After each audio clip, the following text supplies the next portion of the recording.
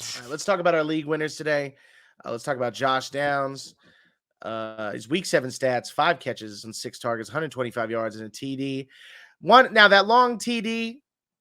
Let's put a little asterisk by it. It was a offsides call where the cornerback kind of like hesitated a little bit because he thought the play was getting blown dead, and it Mhm. ended up being like a free 40-yard touchdown. But you got to run it out. That's just a mental error, and Josh Downs took advantage of it. So it definitely was a long touchdown. But he's been doing great the past couple weeks. And Brandon, I know you brought him up a few weeks ago. We talked about him briefly. What you think he's the guy? Is he? What's his ownership looking like?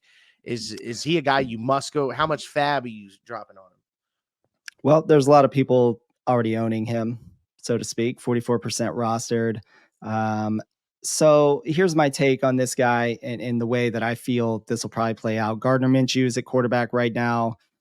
This guy is a downfield threat in a guy in an offense that's already got some other weapons in the offense, and you've just upgraded your run game. So I think with the play action pass opening up and having a guy like Josh Downs in this particular offense, number one, from a fantasy standpoint, you're looking for the explosive plays. I think this is a guy who can do it, and you could see the speed that he has. Obviously, this is a guy who came into the draft who showed explosiveness in college, and I believe that it is the kind of explosiveness that can translate to the NFL level. We're starting to see that a little bit more and more with him over the past couple weeks, but his steady target share increase here, it's up to 19%. You do want to see a guy in fantasy get up to that 24-25% range. But he is a guy that is moving in the right direction in that regard. So this is an offense I think that could ascend. And like I said, Gardner Minshew, he's going to be the key at quarterback for the Colts.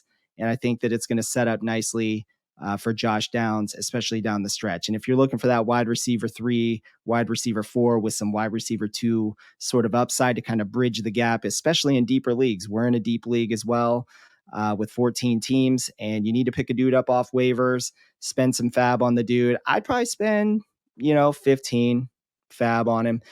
I think that a lot of people are going to recognize, though, this last game is going to push it up a little bit, but I wouldn't overspend, especially if there's some other dudes potentially available. But in a deeper league, if Josh Downs is even available at all, $15-20.